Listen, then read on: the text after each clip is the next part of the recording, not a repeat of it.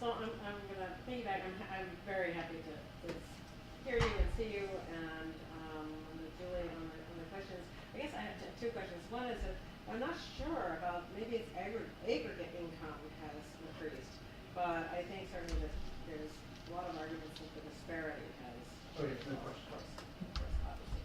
But the other thing is the person that's not in this room, as far as I can see, at least very directly, is business. And what do you see? I'm just curious about where you see the role of business.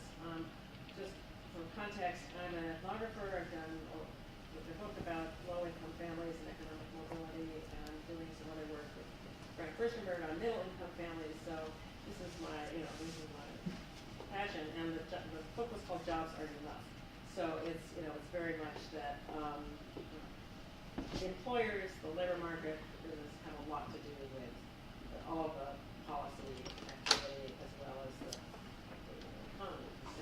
So I'm just wondering what role and where do you see business changes, business roles? Right. So business really is at the heart of this fourth obstacle that I talked about. Yeah, this.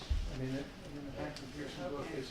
That's the organized interests outside of politics that they really focus on. It's not just business. I mean, now part of what's happened, and this is, you could argue it's part of the consequence of the rise in income inequality. We now have this huge group of super rich people who've got tons of money, like Sheldon Adelson and Koch brothers, and George Soros on the left, and Bill Gates, and, who can, if they want, I mean, they can shovel $1 billion into an election campaign, or alternatively into lobbying between the elections, out of the light of day, or maybe both.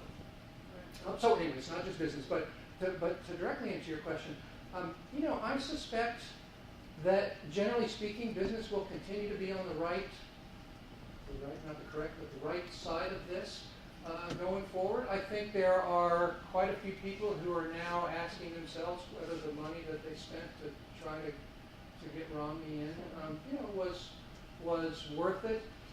I think if we continue to move in the direction of giving shareholders more transparency about what firms do, so the Dodd-Frank thing did this for CEO pay.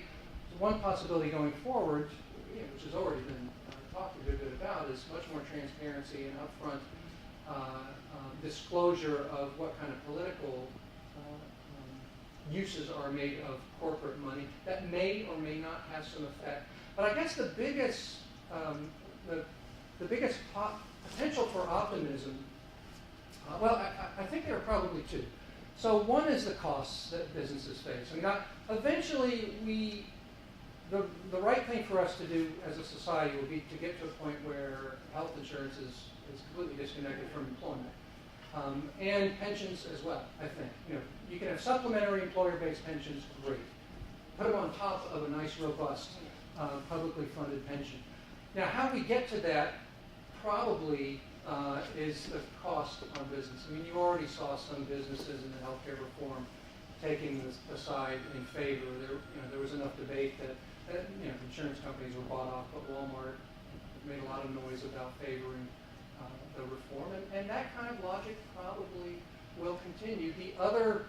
The other way in which there's, I think, some hope for what business might do, I think there are two potential avenues. One is they get fed up with the far right, either because they think it's just destructive for the country, or they think they have no hope of getting elected. Or again, it comes an election when they think it's entirely winnable, which they thought this one was, incident at the presidential level, and they don't. And the idea is, well, you push too far to the right. So there's either a rethinking or a refunding, or a threatened refunding. Another possibility, which would involve much bigger structural changes, but would also, so it might have an indirect effect of changing the business approach to American politics and which side of the fence they tend to stand on. But it also might help in addressing the third of these economic problems that I pointed to, which is slow income growth for middle and lower families. And that, by the way, is because wages have been flat for the last generation, except for a couple of years in the late 90s. And employment grew in the 80s and 90s, but not enough so that's what made income grow at all. If it wasn't for that, we literally would have had stagnant incomes from the middle on down. Then it stopped in the 2000s, now been crushed in the last 4 years, and we're not even close to back up to where we were in 2007.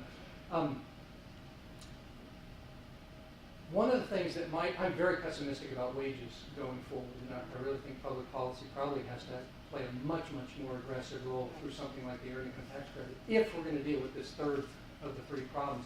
But one alternative possibility is to move towards something like much more widespread profit sharing, or changes in corporate governance, something along the lines of German style, or now European style co-determination, where employees get to elect, say, half the members of the company board. None of this guarantees anything, but it has the possibility of changing some of the dynamics, like where businesses allocate their political money, the level and or bonuses, level of pay and or bonuses that go to CEOs versus increases in wages. Anyway, I'll just throw that out without saying I'm overly optimistic about either.